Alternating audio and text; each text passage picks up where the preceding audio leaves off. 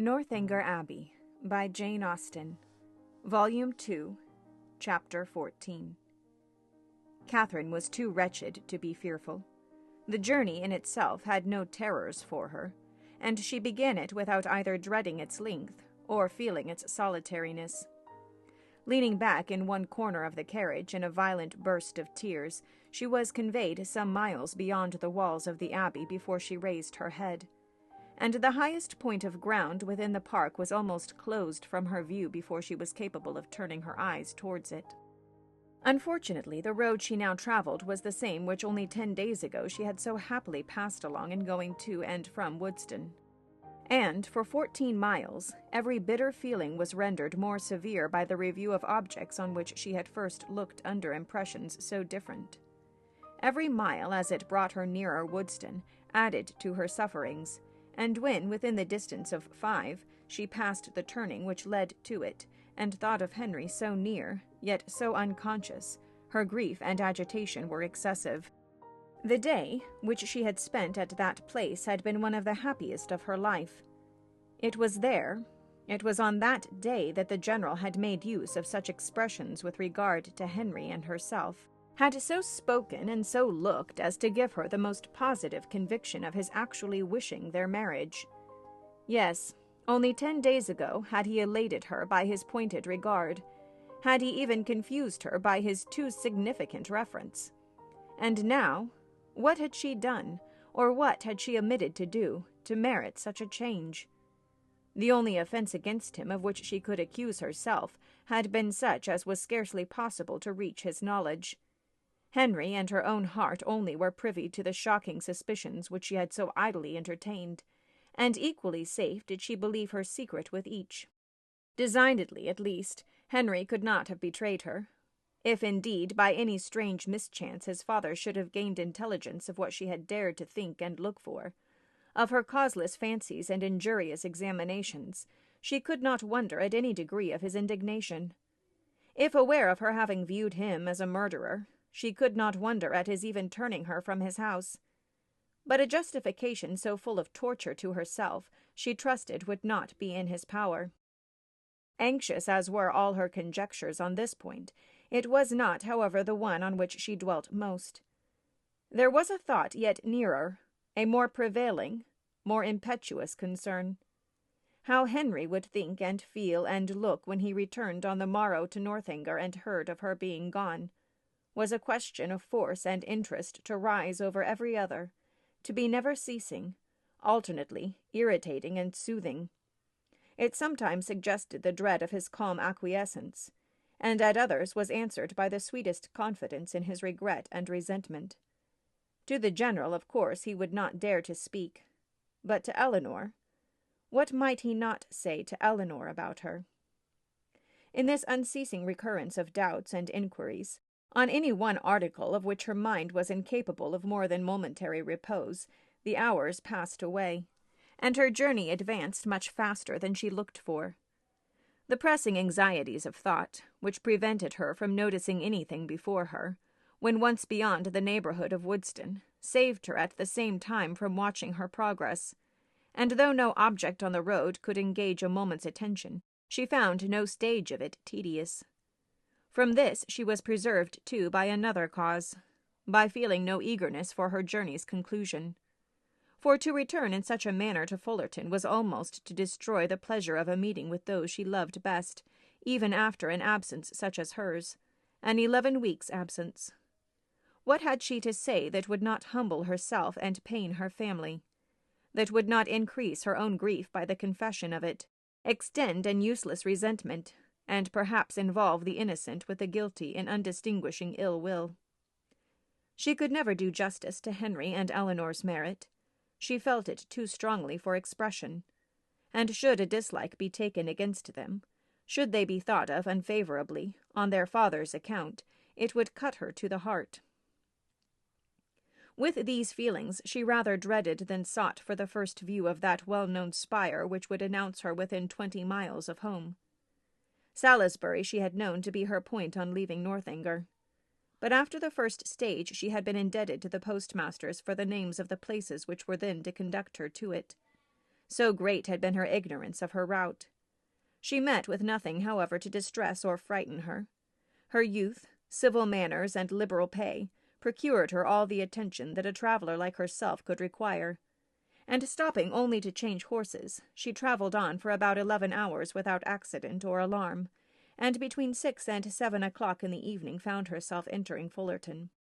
A heroine returning, at the close of her career, to her native village in all the triumph of recovered reputation, and all the dignity of a countess, with a long train of noble relations in their several phaetons, and 3 waiting-maids in a travelling chaise and 4 behind her, is an event on which the pen of the contriver may well delight to dwell.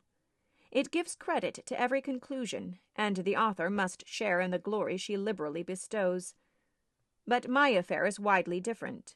I bring back my heroine to her home in solitude and disgrace, and no sweet elation of spirits can lead me into minuteness. A heroine in a hack post-chaise is such a blow upon sentiment as no attempt at grandeur or pathos can withstand. Swiftly, therefore, shall her post-boy drive through the village, amid the gaze of Sunday groups, and speedy shall be her descent from it.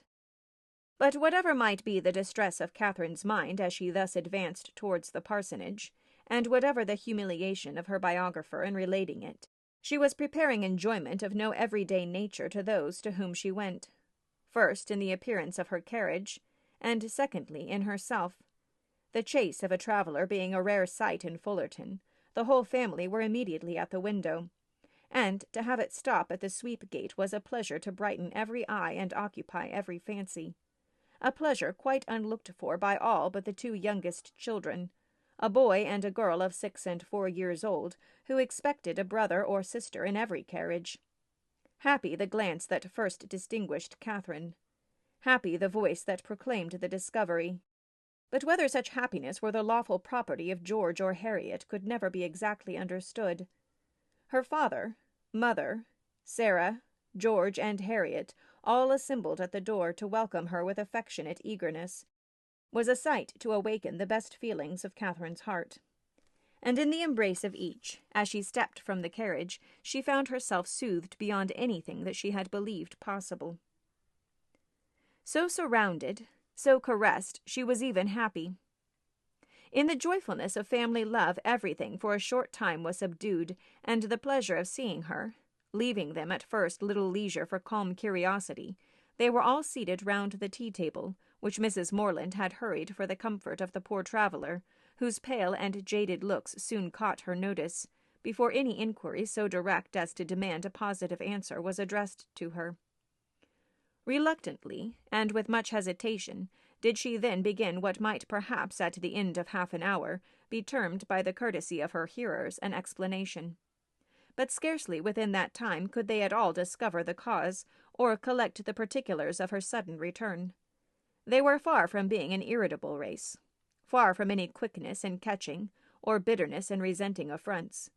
But here, when the whole was unfolded, was an insult not to be overlooked, nor for the first half-hour to be easily pardoned. Without suffering any romantic alarm in the consideration of their daughter's long and lonely journey, Mr. and Mrs. Morland could not but feel that it might have been productive of much unpleasantness to her, that it was what they could never have voluntarily suffered, and that, in forcing her on such a measure, General Tilney had acted neither honourably nor feelingly, neither as a gentleman nor as a parent. Why he had done it, what could have provoked him to such a breach of hospitality, and so suddenly turned all his partial regard for their daughter into actual ill will, was a matter which they were at least as far from divining as Catherine herself. But it did not oppress them by any means so long, and after a due course of useless conjecture, that it was a strange business, and that he must be a very strange man, grew enough for all their indignation and wonder. Though Sarah indeed still indulged in the sweets of incomprehensibility, exclaiming and conjecturing their youthful ardour. "My dear, you give yourself a great deal of needless trouble," said her mother at last. "Depend upon it, it is something not at all worth understanding." "I can allow for his wishing Catherine away, when he recollected this engagement," said Sarah. "But why not do it civilly?" "I am sorry for the young people," returned Mrs. Morland. "They must have a sad time of it. But as for anything else, it is no matter now. Catherine is safe at home, and our comfort does not depend upon General Tilney." Catherine sighed. "Well," continued her philosophic mother, "I am glad I did not know of your journey at the time. But now it is all over, perhaps there is no great harm done. It is always good for young people to be put upon exerting themselves. And you know, my dear Catherine, you always were a sad little shatter-brained creature. But now you must have been forced to have your wits about you, with so much changing of chaises and so forth. And I hope it will appear that you have not left anything behind you in any of the pockets." Catherine hoped so too, and tried to feel an interest in her own amendment, but her spirits were quite worn down, and, to be silent and alone becoming soon her only wish, she readily agreed to her mother's next counsel of going early to bed. Her parents, seeing nothing in her ill looks and agitation but the natural consequence of mortified feelings, and of the unusual exertion and fatigue of such a journey, parted from her without any doubt of their being soon slept away. And though, when they all met the next morning, her recovery was not equal to their hopes, they were still perfectly unsuspicious of there being any deeper evil. They never once thought of her heart, which, for the parents of a young lady of 17, just returned from her first excursion from home, was odd enough. As soon as breakfast was over, she sat down to fulfill her promise to Miss Tilney, whose trust in the effect of time and distance on her friend's disposition was already justified, for already did Catherine reproach herself with having parted from Eleanor coldly, with having never enough valued her merits or kindness, and never enough commiserated her for what she had been yesterday left to endure. The strength of these feelings, however, was far from assisting her pen, and never had it been harder for her to write than in addressing Eleanor Tilney. To compose a letter which might at once do justice to her sentiments and her situation, convey gratitude without servile regret, be regarded without coldness, and honest without resentment, a letter which Eleanor might not be pained by the perusal of, and, above all, which she might not blush herself, if Henry should chance to see, was an undertaking to frighten away all her powers of performance, and after long thought and much perplexity, to be very brief was all that she could determine on with any confidence of safety. The money, therefore, which Eleanor had advanced was enclosed with little more than grateful thanks, and the 1,000 good wishes of a most affectionate heart. "This has been a strange acquaintance," observed Mrs. Morland as the letter was finished. "Soon made and soon ended. I am sorry it happens so, for Mrs. Allen thought them very pretty kind of young people, and you were sadly out of luck, too, in your Isabella. Ah, poor James! Well, we must live and learn, and the next new friends you make, I hope, will be better worth keeping." Catherine coloured as she warmly answered, "No friend can be better worth keeping than Eleanor." "If so, my dear, I dare say you will meet again some time or other. Do not be uneasy. It is 10 to 1 but you are thrown together again in the course of a few years, and then what a pleasure it will be." Mrs. Morland was not happy in her attempt at consolation. The hope of meeting again in the course of a few years could only put into Catherine's head what might happen within that time to make a meeting dreadful to her. She could never forget Henry Tilney, or think of him with less tenderness than she did at that moment. But he might forget her, and in that case to meet. Her eyes filled with tears as she pictured her acquaintance so renewed, and her mother, perceiving her comfortable suggestions to have had no good effect, proposed, as another expedient for restoring her spirits, that they should call on Mrs. Allen. The two houses were only 1/4 of a mile apart, and as they walked, Mrs. Morland quickly dispatched all that she felt on the score of James's disappointment. "We are sorry for him," said she, "but otherwise there is no harm done in the match going off, for it could not be a desirable thing to have him engaged to a girl whom he had not the smallest acquaintance with, and who was so entirely without fortune, and now, after such behaviour, we cannot think at all well of her. Just at present it comes hard to poor James, but that will not last for ever, and I dare say he will be a discreeter man all his life for the foolishness of his first choice." This was just a summary view of the affair as Catherine could listen to. Another sentence might have endangered her complacence, and made her reply less rational. For soon were all her thinking powers swallowed up in the reflection of her own change of feelings and spirits, since last she had trodden that well-known road. It was not 3 months ago since, wild with joyful expectation, she had there run backwards and forwards some 10 times a day, with an heart light, gay, and independent, looking forward to pleasures untasted and unalloyed, and free from the apprehension of evil as from the knowledge of it. 3 months ago had seen her all this, and now how altered a being did she return.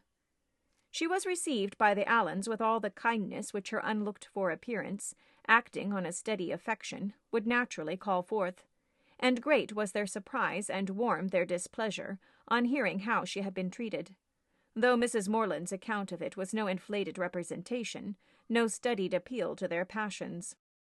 "Catherine took us quite by surprise yesterday evening," said she. "She travelled all the way post by herself, and knew nothing of coming till Saturday night, for General Tilney, from some odd fancy or other, all of a sudden grew tired of having her there, and almost turned her out of the house. Very unfriendly, certainly, and he must be a very odd man, but we are so glad to have her amongst us again, and it is a great comfort to find that she is not a poor helpless creature, but can shift very well for herself." Mr. Allen expressed himself on the occasion with the reasonable resentment of a sensible friend, and Mrs. Allen thought his expressions quite good enough to be immediately made use of again by herself.